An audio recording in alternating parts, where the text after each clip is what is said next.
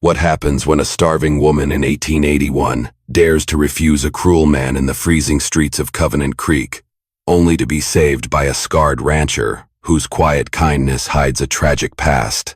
Is she trading survival for yet another cage or the first glimpse of freedom? The wind in Covenant Creek, Montana territory had a voice. It wasn't a human sound, but a low guttural howl that seemed to rise from the frozen earth itself.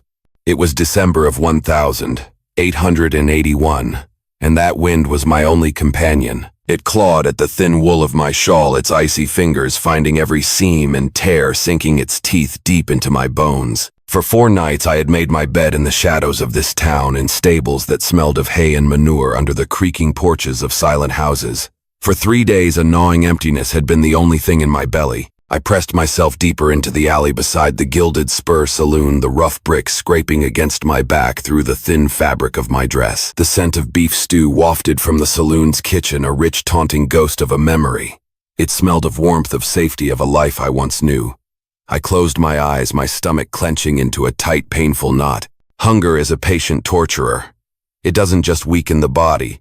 It erodes the soul, whispering that you are worthless, forgotten. The saloon doors burst open, spilling a wave of raucous laughter, yellow light, and blessed warmth into the frigid street. 2 men stumbled out, their breath pluming like smoke in the lantern light. My heart hammered against my ribs. I tried to shrink into myself, to become another shadow in an alley full of them. But one of them saw me. "Well, now what do we have here?" The voice was thick with whiskey and a casual cruelty I knew all too well.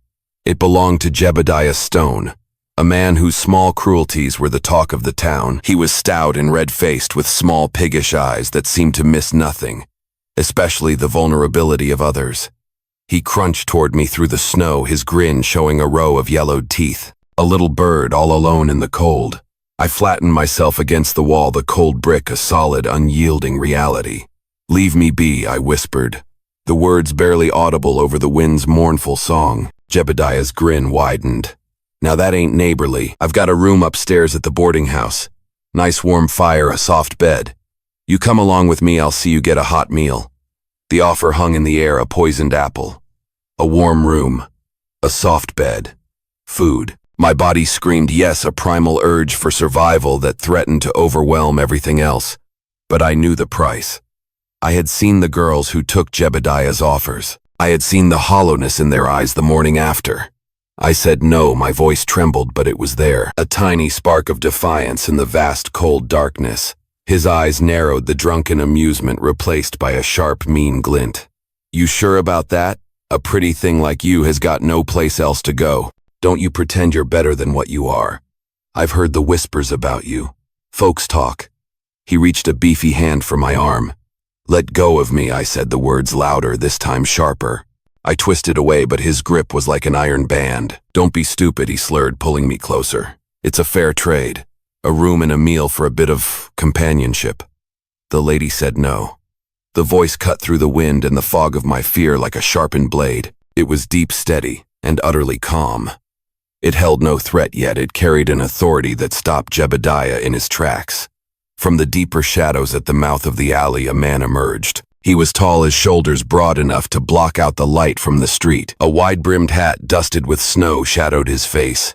A long, heavy duster coat flapped around his boots. As he stepped into the faint lantern light, I saw it, a pale, jagged scar that ran from his left temple down his cheek, disappearing into the collar of his shirt. It was an old wound, but it gave his rugged face a severe, almost dangerous quality.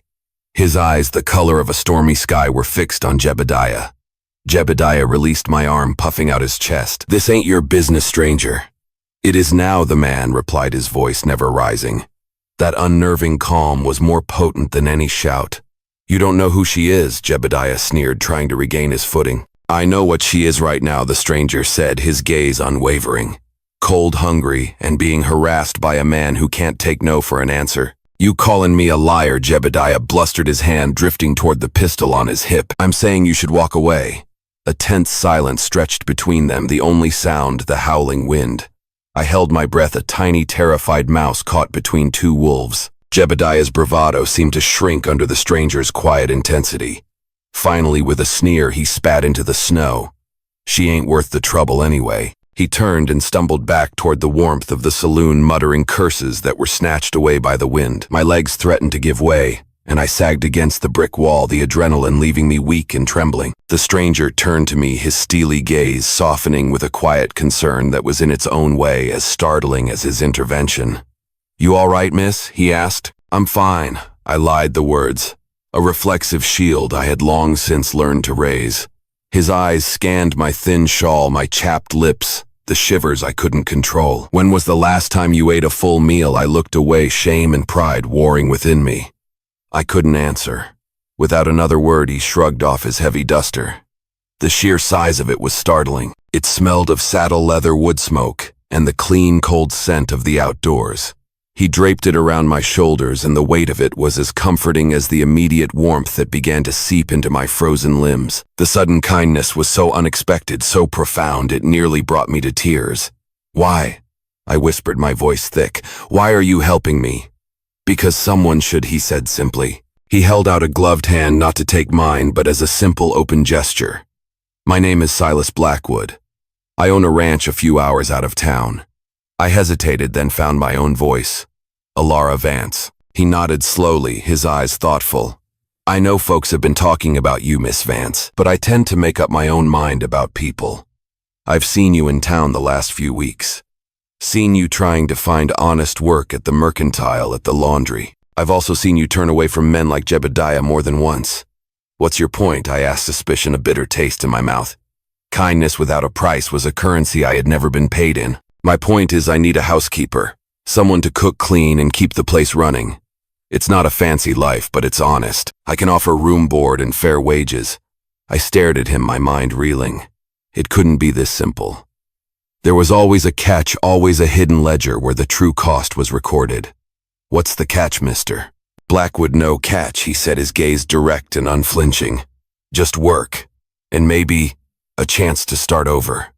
Snowflakes began to fall again, fat and silent, drifting between us in the lantern light. My hands clutched the heavy coat, the warmth, the tangible promise. "You trust strangers that easily?" I asked, testing him, searching for the lie. "Not usually," he admitted. "But you don't strike me as a woman who lies about the shape she's in. You're hungry, Miss Vance." The simple, unvarnished truth of his words broke through my defenses. "Yes," I whispered, the admission a surrender. "Then let's get you fed." He gestured toward a sturdy wagon parked at the end of the street. I hesitated for only a moment, then walked beside him, wrapped in the warmth of his coat. He helped me up onto the bench, his touch brief and respectful. As he snapped the reins and the wagon rolled out into the growing storm, I glanced back one last time at the dim, flickering light of the gilded spur. I had been trading pieces of myself for survival for so long, bartering my pride for a corner to sleep in. But as the lights of Covenant Creek disappeared behind us, a strange, terrifying thought took root in my heart. Maybe this time I was trading for something more. Chapter 2. The Weight of Silence. The world beyond Covenant Creek was a vast, silent emptiness, a canvas of white and gray under a sky heavy with unshed snow. The only sounds were the crunch of the wagon wheels on the frozen trail, the rhythmic plodding of the horses, and the steady sighing breath of the wind. Silas Blackwood sat beside me, a solid, immovable presence, his hands firm on the reins, his focus entirely on the path ahead. The snow gathered on the brim of his hat, and the scar on his cheek was a pale line in the dim twilight. He had not spoken since we left town, and the silence stretched between us, thick with unspoken questions. My mind, a frantic creature in a cage, raced with doubts. I had just entrusted my life to a complete stranger, a man with a scarred face, and a quiet intensity that was both reassuring and deeply unsettling. Men who offered help to women in my position usually had a clear, unspoken price. Was he just more patient than the others? I stole glances at him from under my lashes. His profile was stark and weathered, a face carved from the harsh Montana landscape itself. There was no slyness in his eyes, no predatory hunger in his gaze. There was just stillness, a deep, quiet reservoir of calm. Finally, the silence became too much to bear. "How far is your ranch?" I asked, my voice small against the vastness. "Couple of hours in good weather," he answered, not taking his eyes off the trail. "Might take us longer tonight." The horses snorted, their breath rising in thick clouds. I rubbed my frozen fingers together, the simple friction doing little to warm them. "Do you live alone?" The question felt terribly bold, a direct probe into the life of my mysterious savior. For a while now, he said. No wife, I pressed, needing to know. Number. His answers were short-clipped but not unkind. Still, the wall around my heart, built brick by painful brick over the years, remained standing. I had learned the hard way that a man's intentions were rarely as simple as his words. What kind of work exactly do you need done, I asked, trying to steer the conversation back to the safety of our arrangement. Cooking, cleaning, mending, keeping the place from falling down around my ears, he said. That's all. That's all, I repeated, the words tasting like a question. He finally turned his head and his stormy gray eyes met mine. That's all, Miss Vance. I looked away out at the endless expanse of snowy hills and skeletal trees. The mountains stood like silent, watching giants in the distance. The sheer scale of the landscape was overwhelming. It made me feel infinitesimally small, my troubles a mere speck of dust in this great indifferent wilderness. I didn't expect there to be so much space, I murmured, more to myself than to him. A faint, almost imperceptible smile touched his lips. Most folks don't. Wyoming's got plenty of it. Fills up the empty places in a man. We crested a ridge and the land opened up below us. There, nestled in a shallow valley, was the ranch. A two-story house with a long slanted porch stood as the heart of the homestead. A large barn, leaning just slightly as if weary from years of battling the wind, stood beside it, along with several smaller snow-dusted outbuildings. A faint curl of smoke rose from the stone chimney of the house, a fragile gray ribbon against the darkening sky. That's it, Silas said. Blackwood Ranch. He pulled the wagon to a halt by the porch and jumped down with an easy grace. When he reached up to help me down, his hands were warm and steady on my waist. I flinched involuntarily, a reaction born of habit and fear. He seemed to notice because he stepped back immediately, giving me space, his expression unreadable in the gloom. The house was cold, but it wasn't the damp, biting cold of abandonment. It was the honest chill of a fire that had been banked for the day. Dust motes danced in the slivers of light from the windows and the furniture. A sturdy oak table, several mismatched chairs, a worn leather armchair was simple and well used. There were signs of a solitary life everywhere. A pair of muddy boots by the door, a neatly folded quilt on a chair, a small stack of photographs on the mantelpiece. Your room is upstairs, he said, his voice echoing slightly in the quiet house. Second door on the right. I'll get a fire going. I climbed the stairs slowly, my legs stiff and tired. The room was small but impeccably clean. A simple bed with a dark wood frame, a wooden chest at its foot, and a single window that looked out toward the distant mountains. A handmade quilt, a patchwork of faded blues and greens, was folded neatly on the mattress. I sat on the edge of the bed, running my fingers over the intricate stitching. A door. A room with a door that I could close. It had been so long since I'd had such a luxury, a small, definable space that was mine alone. The thought was so overwhelming, so foreign, that I felt a lump form in my throat. Downstairs, I heard the crackle of a newly kindled fire, followed by the comforting scent of brewing coffee. When I finally gathered myself and went down, Silas was standing by the hearth, the firelight casting dancing shadows across the planes of his face, making the scar on his cheek seem to flicker and move. He handed me a steaming mug without a word. The ceramic was warm, and I wrapped my cold hands around it, letting the heat seep into my skin. He slid a plate across the table, thick slices of bread, a crock of butter, and several pieces of cold cured ham. It was the simplest of meals, but to me it was a feast. My hands trembled as I ate the food, almost too rich for a stomach so long empty. We ate in silence, and for the first time in what felt like a lifetime, it was not an uncomfortable silence. I did not feel the need to fill it with explanations or apologies for my own existence. Afterward, as I sipped the hot, strong coffee, Silas leaned back in his chair, his expression serious. "There's something I should say, Miss Vance." I tensed, my fragile sense of peace shattering. Here it comes, I thought. The catch. "Folks in town, they'll talk," he said, his voice low and even. "They'll talk about you being out here. About me being a bachelor. They'll whisper that you're trading favors for your keep." I swallowed hard, the coffee suddenly bitter. "They already do." He met my eyes, and his gaze was steady and clear. "Whatever they say, it doesn't change the truth of our arrangement. This is a job. And this is your home now, for as long as you want it. Home." The word hung in the air, a strange and beautiful sound, like a long-forgotten bell ringing in a distant valley. I looked down at my hands, at the chipped and broken nails, the hands of a woman who had clawed to survive. "You don't know me," I whispered. "You don't know what I've done. What might follow me here?" Silas's voice was quiet, but it held a conviction that resonated deep within me. "I don't need to know the whole story, Alara. I know you needed help. I know you said yes to an honest job when you could have taken an easier, uglier path. For now, that's enough." The wind howled outside, rattling the window panes, but inside the small, warm kitchen, something stirred in the frozen landscape of my heart. It was a fragile, tentative thing, something I hadn't felt in years. It felt a little like hope. Chapter 3. The Language of Kindness. Life on the Blackwood Ranch settled into a quiet rhythm dictated by the rising of the sun and the needs of the land. Each morning I rose before dawn, wrapping myself in one of the heavy woolen shawls I'd found in the chest in my room, and made my way down to the kitchen. The first few days were a study in frustration. The cast-iron stove was a temperamental beast with its own moods and whims. I burned the porridge, scorched the bacon, and produced coffee that was either watery and weak or thick enough to stand a spoon in.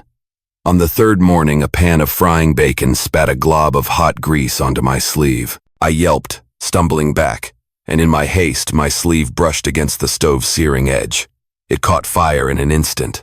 A scream tore from my throat as I frantically slapped at the flames. The back door slammed open, and Silas rushed in, his face a mask of alarm. He didn't hesitate. He grabbed the water bucket by the hearth and doused my arm, the sudden cold, a shocking contrast to the heat of the fire. The flames sputtered out, leaving me soaked, shaking, and utterly humiliated on the kitchen floor. I am so sorry," I whispered, my breath coming in ragged sobs. "I can't even cook a simple breakfast. I'm useless." Silas crouched beside me, his large frame blocking out the morning light. I braced myself for the anger, the recriminations, the dismissal I was sure would come. Instead, his voice was low and gentle. "You're learning. That stove's got a mean streak. Tricky to get the hang of. It just takes time." He handed me a clean dish towel. "Are you burned?" I shook my head, my arm stinging but not seriously injured. I looked up at him, bewildered. There was no scolding in his eyes, no judgment, just a quiet, steady concern. For the next hour, he didn't just tell me how to use the stove. He showed me. He showed me how to read the color of the flames, how to adjust the dampers to control the heat, how to find the stove's hot spots and its cooler edges. His voice was calm, his hands steady as they guided mine. I watched him closely, absorbing not just the lesson but the man himself. Every action was deliberate, respectful. He treated me with a patience that unsettled me far more than cruelty ever had. Cruelty was a language I understood.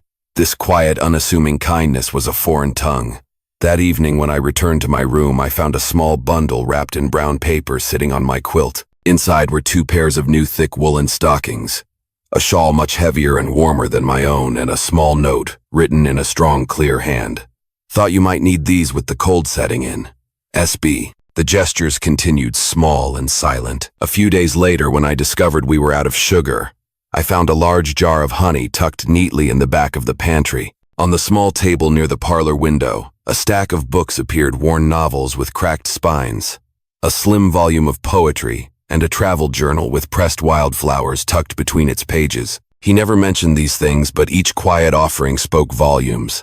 He thanked me after every meal, even the ones I'd nearly ruined. He always took off his hat and wiped his boots on the mat before stepping inside. Without my asking, he fixed the squeaky stair on the landing, the loose hinge on my bedroom window, and the broken drawer in the kitchen that had been driving me mad. He was a man who saw what needed to be done and simply did it without fanfare or expectation of praise.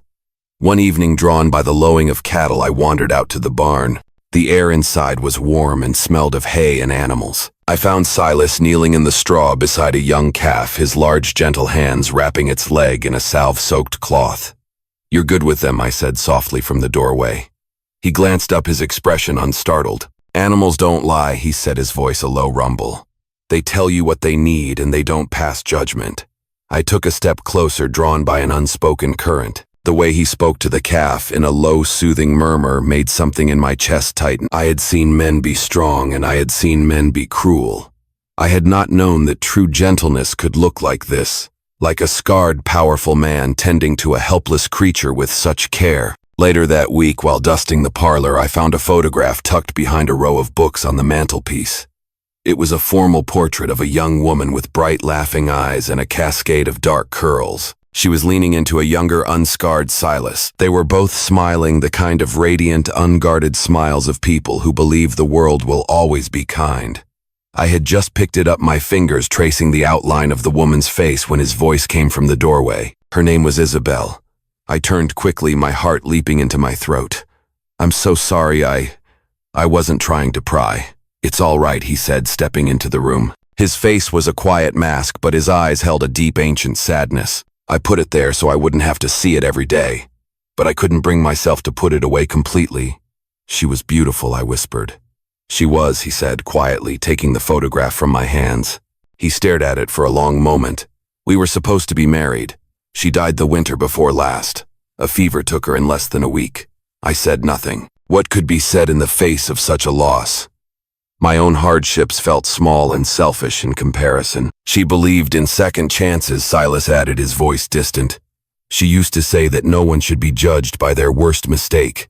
I studied him then, the old scar, the quiet steadiness, the profound grief that lived behind his eyes. I was beginning to understand that his kindness wasn't born of naivety, but of a deep and painful understanding of loss. "She must have loved you very much," I said. "She did." He placed the photograph back on the mantel next to the others, no longer hidden.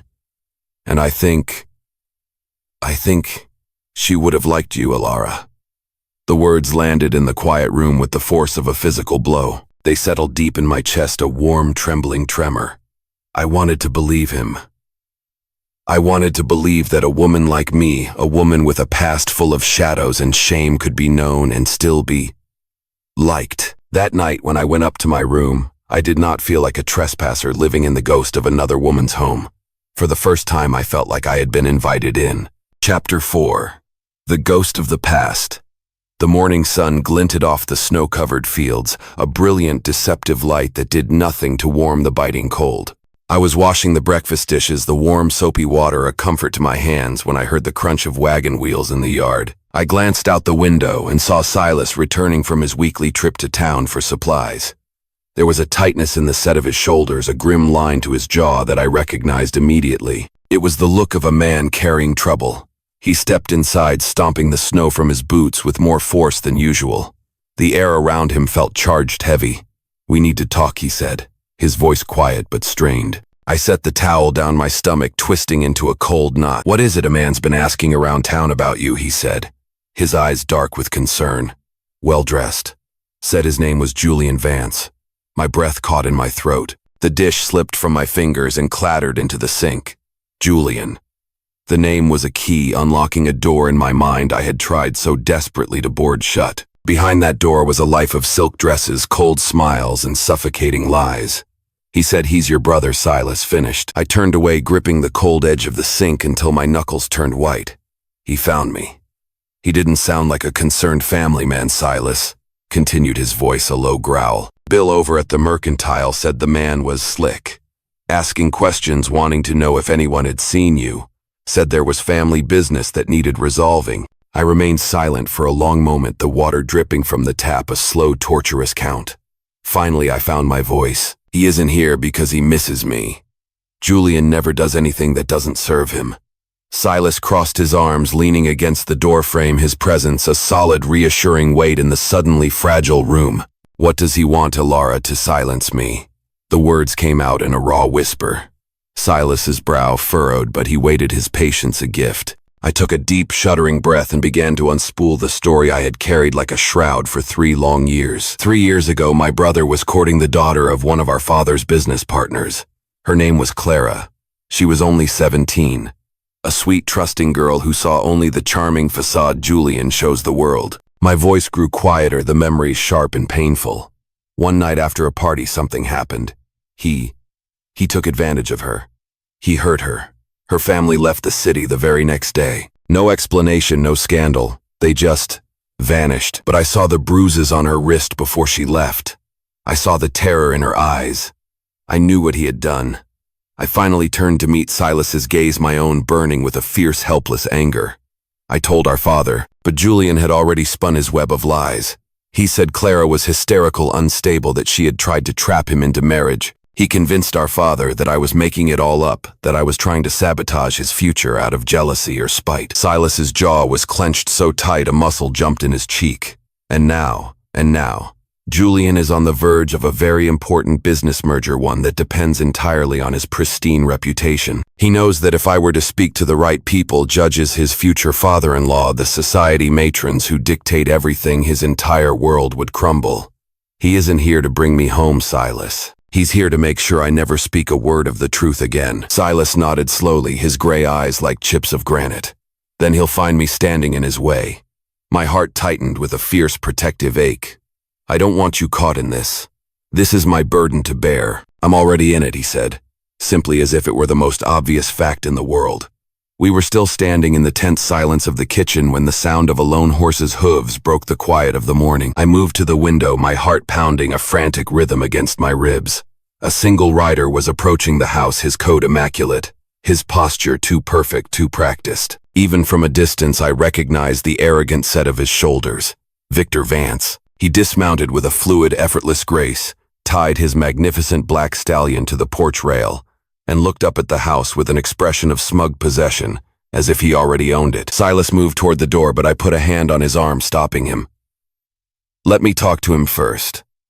I'll be right behind you, he said, his voice a low promise. We stepped onto the porch together, the cold air a shock against my skin. Victor's smile was a flash of white in his handsome face, but it didn't reach his eyes. His eyes were the color of cold jade, and they held the same calculating chill they always had. Well, he said, his voice a silken drawl. There you are, little sister. You've certainly made yourself at home.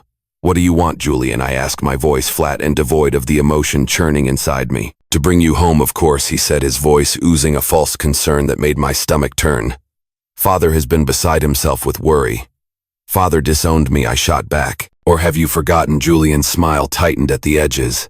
That was before he heard your side of the story. I'm sure if you came back, made amends. I'm not going back.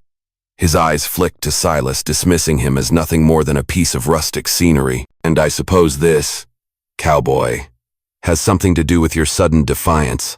Silas stepped forward, placing himself slightly in front of me. She is not property. She makes her own choices. Julian's expression hardened, the charming mask slipping to reveal the ugliness beneath. You think she's told you the truth?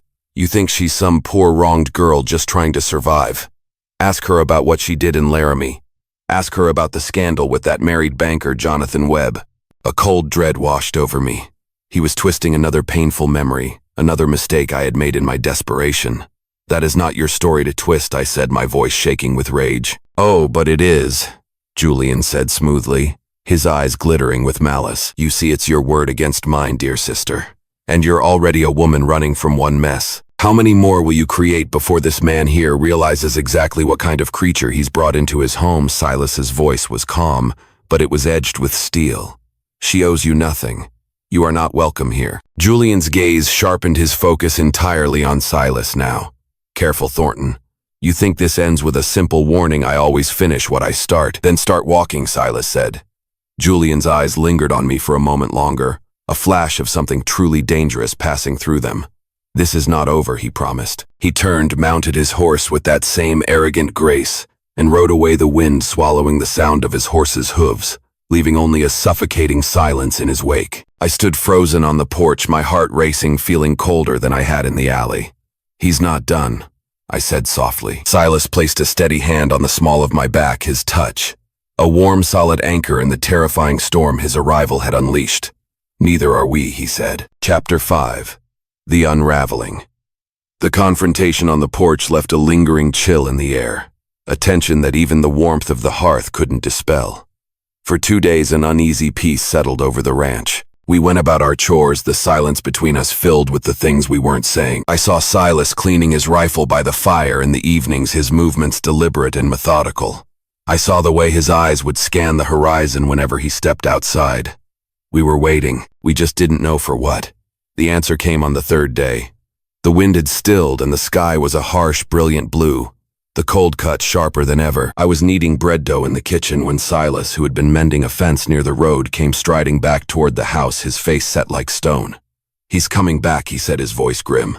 And he's not alone. I rushed to the window, my flour-dusted hands pressed against the cold glass. Julian was riding toward the house, his posture as ramrod straight as ever. 2 other men, rough-looking types in dark coats, flanked him. My blood ran cold. This wasn't a family visit. This was an invasion. Silas and I stepped onto the porch to meet them standing side by side.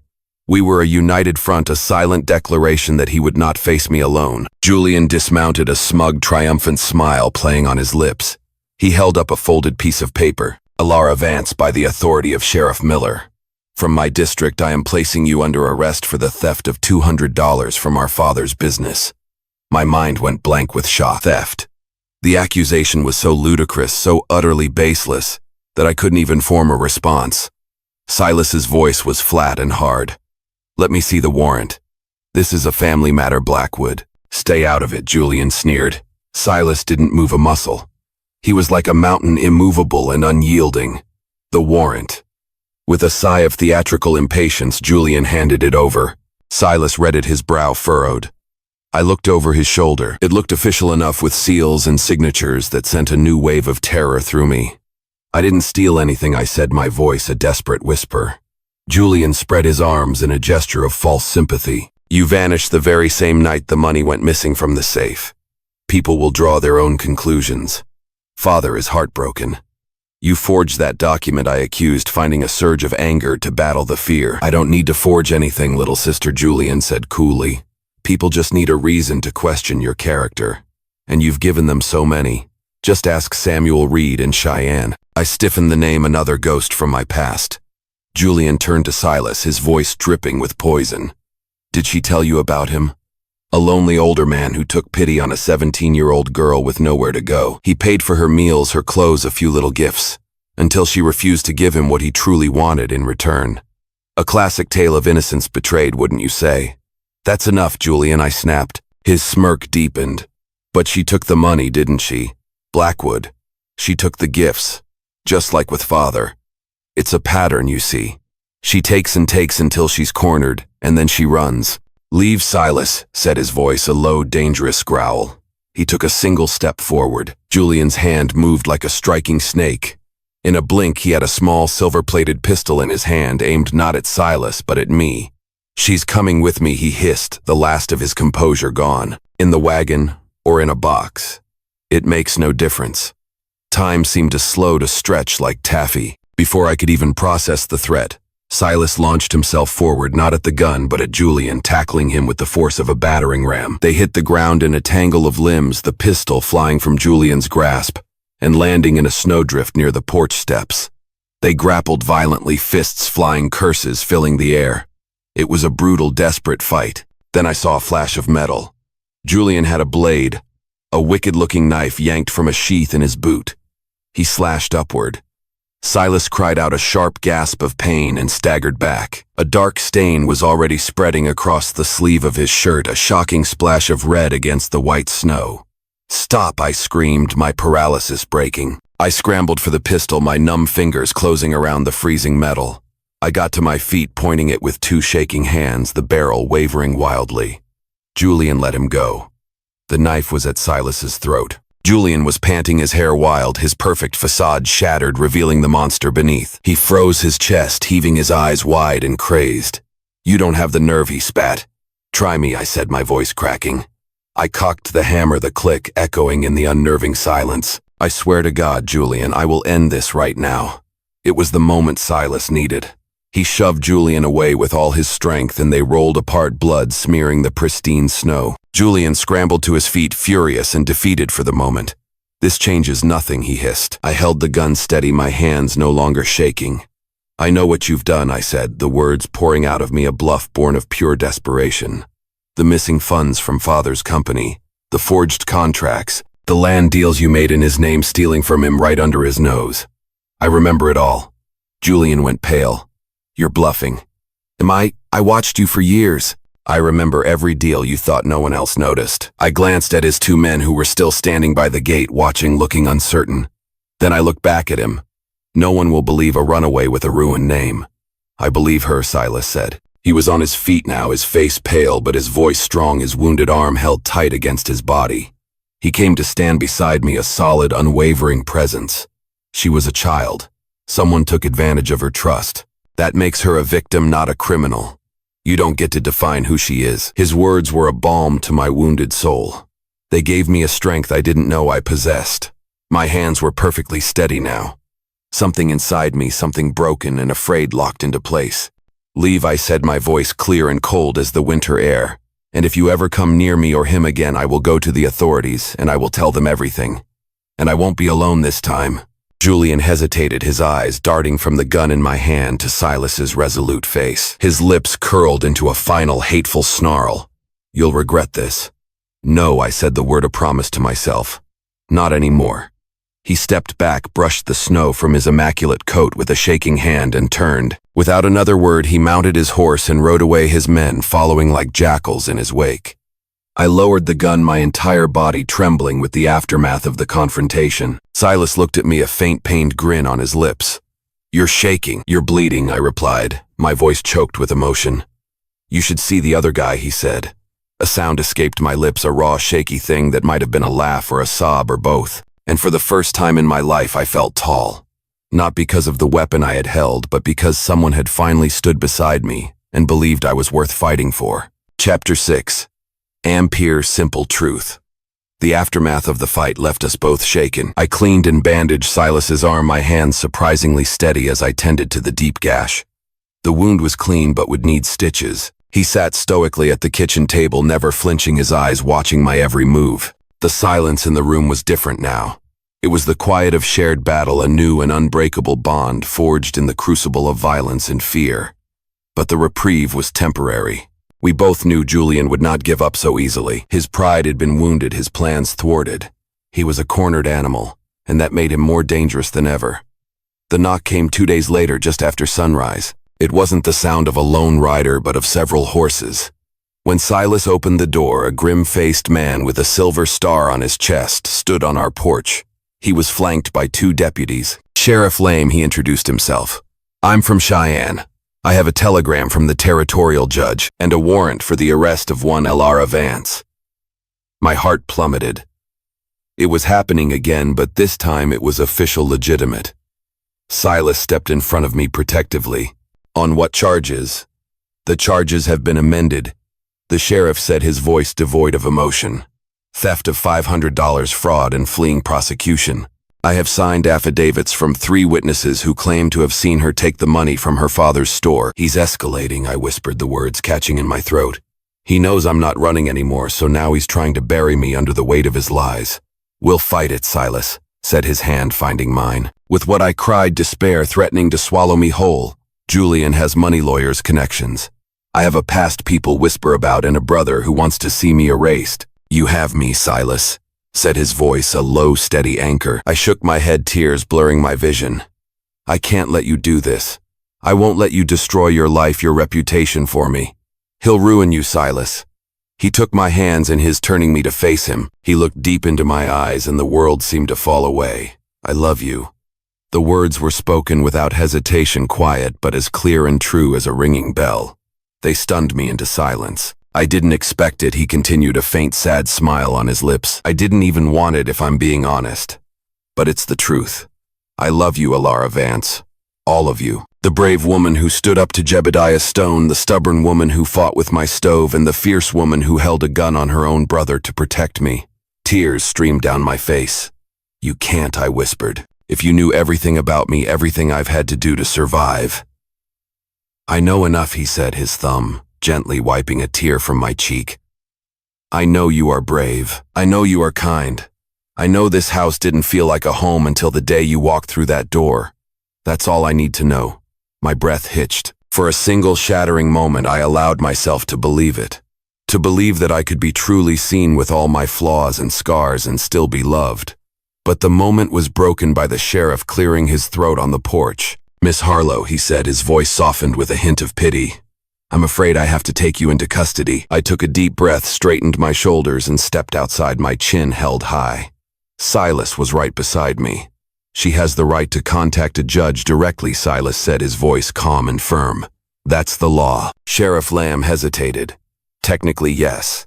An idea, a desperate last-ditch hope sparked in my mind. "Judge Whitaker," I said, looking at Silas. "In Cheyenne. He was a friend of our family for years." His niece was Clara. Silas's eyes widened in understanding. The girl Julian hurt. I nodded. He will listen. He has to. Silas turned back to the sheriff. Let us send one telegram, that's all we ask. Give us until tomorrow morning. The sheriff sighed a long, weary sound. Fine, but I can't wait long. My deputies will remain here. You have until sunrise. I'll ride into town myself, Silas said immediately. I'll have it sent within the hour. I stood on the porch watching him saddle his horse with a speed and efficiency that spoke of the urgency we both felt.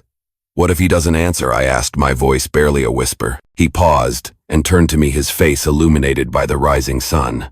Then we'll figure out what comes next. Together.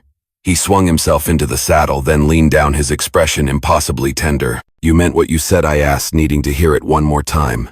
Every word, he promised. Then he rode toward town, a lone figure against the vast snowy landscape, carrying my last hope in the pocket of his coat. It was a simple message, a desperate plea thrown into the wilderness. Investigate Julian Vance. Ask about Clara Rollins. The truth matters more than blood. Chapter 7. The Dawn of Truth.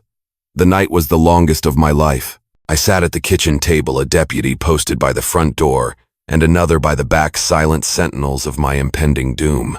I didn't sleep. I watched the fire burn down to embers, my mind a maelstrom of fear and fragile hope. Every sound, the creak of the house, the sigh of the wind, was the sound of my future being decided miles away. Silas returned just before dawn, his face etched with exhaustion, but his eyes holding a flicker of something I dared not name. He had sent the telegram. Now all we could do was wait. Sunrise broke over the mountains, painting the sky in pale shades of gray and rose, and with the first rays of light came the sound of another horse.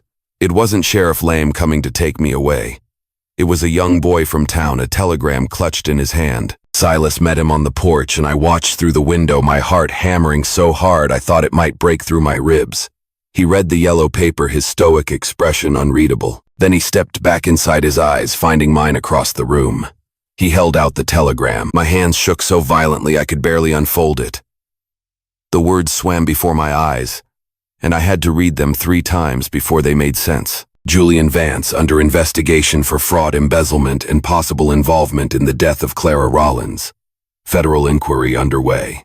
All charges against Alara Vance suspended pending review. A federal marshal is en route. Hold your position. Judge Whitaker. One sank onto a chair, the telegram fluttering from my fingers. He believed me, I whispered, the words filled with a decade of unshed tears. Silas knelt beside me, his large warm hand covering mine. Of course he did, Alara. The truth has a way of finding the light. By midday, U.S. Marshal Evans arrived. He was a tall, lean man with a weathered face and eyes that had seen too much. He left his deputies outside and stepped into our parlor, his worn notebook in hand. Miss Vance, he said, tipping his hat, Judge Whitaker sent me to begin a formal investigation. I need you to tell me everything from the beginning. With Silas sitting beside me, his hand, a constant reassuring presence in mine, I did. I told him everything. About Julian's charm and his cruelty. About the manipulated ledgers and the missing money. About Clara's bruises and her family's sudden silent departure. I told him about the forged land deals, the shell companies, and the way Julian had twisted every truth to serve his own ambition. Marshal Evans listened patiently, scribbling notes, his expression never changing. When I finished, my voice raw and my throat aching, he looked up. I believe you, Miss Vance, he said simply. The 3 words were the sweetest I had ever heard. We've already discredited 2 of the witnesses your brother paid off. And Judge Whitaker, after receiving your telegram, finally convinced Clara Rollins's family to speak. They had been silent for years, terrified of your brother's power. The coroner's report from 3 years ago was re-examined. Clara died of internal injuries consistent with a violent assault, not the falling sickness your brother claimed.